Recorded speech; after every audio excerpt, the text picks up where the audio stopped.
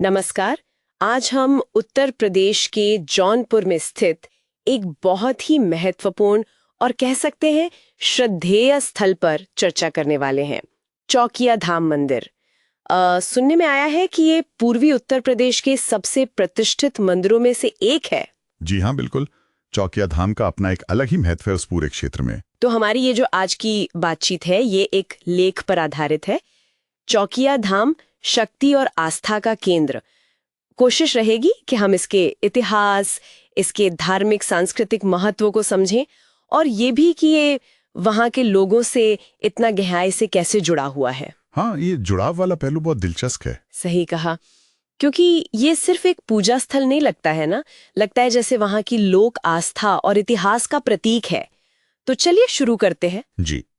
तो सबसे पहले मंदिर समर्पित है माँ चौकिया देवी को, जिन्हें लोग माँ शीतला चौकिया देवी भी कहते हैं। हाँ, ये दोनों नाम जुड़े हुए हैं, चौकिया देवी और शीतला देवी। और कई समुदाय जैसे राजपूत, यादव, ब्राह्मण ये इन्हें अपनी कुल देवी मानते हैं। ये सही है? जी बिल्कुल, ये कुलदेवी वाली बात बहुत महत्वपूर्ण है। मतलब एक तरह से पूरे वंश की रक्षक देवी। हाँ हाँ। और जब इतने सारे समुदाय एक ही देवी को कुलदेवी माने तो ये उन समुदायों के बीच एक साझा पहचान भी बनाता है। अच्छा, ये तो बहुत दिलचस्प बात है।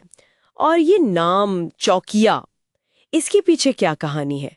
चौकी जैसा लगता है सुनने में। हाँ, आप सही समझी। ये चौकिया नाम असल में चौकी शब्द से ही निकला है। चौकी मतलब जैसे पुलिस चौकी? नहीं, वो वाली नहीं। मतलब कोई ऊंचा स्थान, कोई चबूतरा या फिर निगरानी रखने की जगह। ओह अच्छा। ऐसी मान्यता है कि देवी ने शुरू में एक ऊंचे स्थान पर आसन लगाया था ताकि वो पूरे इलाके पर नजर रख सकें और रक्षा कर सके। हाँ बिल्कुल, बुरी शक्तियों से, मुसीबतों से रक्षा कर सकें। तो नाम में ही देवी की भूमिका और वो स्थान दोनों का संकेत है। कमाल है, नाम में ही पूरी कहानी छिपी है। अच्छा, और इतिहास की बात करें तो कहते हैं ये बहुत प्राचीन है, पूर्व वैदिक काल।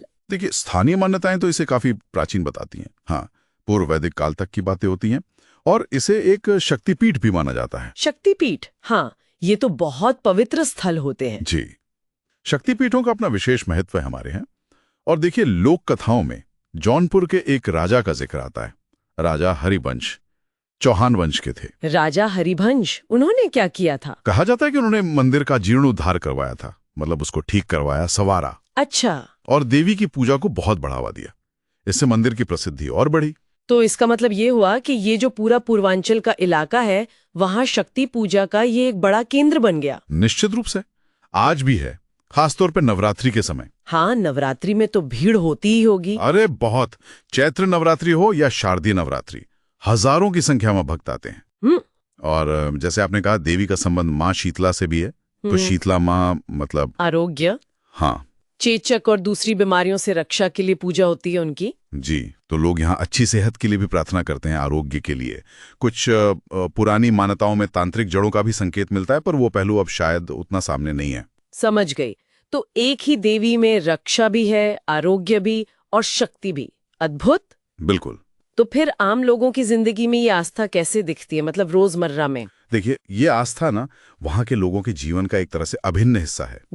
जैसे कोई भी नया काम शुरू करना हो, या घर में कोई मंगल कार्य हो, शादी ब्याह हो, हाँ। या नया घर बनवाया हो, जी, लोग अक्सर पहला आशीर्वाद लेने यहीं आते हैं, माँ चौकिया के दरबार में। अच्छा, ये तो बहुत गहरा जुड़ाव दिखाता है। केंद्र में भी है। और मंदिर की बनावट देखने में कैसा है, कुछ खास?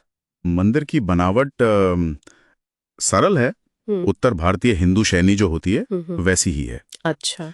मतलब बहुत ज्यादा भव्य, जटिल नक्काशी वाला वैसा नहीं, लेकिन सादगी में भी एक अपनी शक्ति है। हाँ, वो तो है। गर्भगृह में देवी की सुंदर मूर्ति है।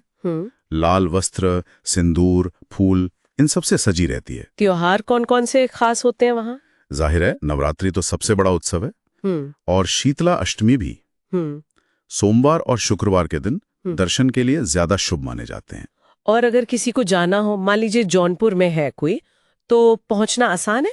हाँ, बिल्कुल। जानकारी यही है कि ये जौनपुर शहर के मुख्य केंद्र से ज्यादा दूर नहीं है, कोई 4-5 किलोमीटर। अच्छा, पास ही है। जी, सड़क से आराम से पहुंच सकते हैं। तो कुल मिलाकर हम ये कह सकते हैं कि चौकिया धाम सिर्फ एक मंदिर भर नहीं है। नहीं, बिल्कुल नहीं। ये तो इतिहास, गहरी आस्था और वहाँ की जो स्थानीय संस्कृति है उसका एक जीता जागता संगम है ना? बिल्कुल सही कहा आपने।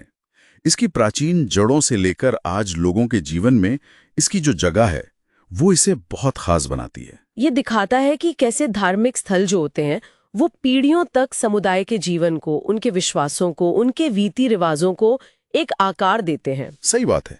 ये महज ईंट पत्थर की इमारतें नहीं होती, ये एक जीवित परंपरा होती है जो समय के साथ चलती रहती है। बिल्कुल। यहाँ एक बात सोचने वाली है जो मुझे काफी दिलचस्प लगती है। हाँ, बताइए। कि कैसे एक ही देवी में, यानी माँ चौकिया देवी में, इतने अलग अलग पहलू समाये हुए हैं।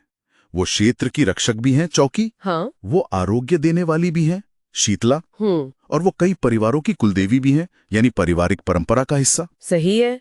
एक ही देवी, कितने रूप। जी। तो ये सोचना दिलचस्प है कि आस्था जब किसी खास जगह से जुड़ती है तो वो कैसे वहाँ के माहौल, वहाँ की ज़रूरतों के हिसाब से घल जाती है, कैसे वो स्थानीय रंग रूप ले लेती है और समय के साथ विकसित होती है। ये आस्था के स्थानीयकरण के बारे में बहुत कुछ बताता है। वाकई ये सोचने वाली बात है कि कैसे आस्था इतनी बहुआयामी हो सकती है। चलिए इस विचार के साथ आज की चर्चा समाप्त करते हैं। जी।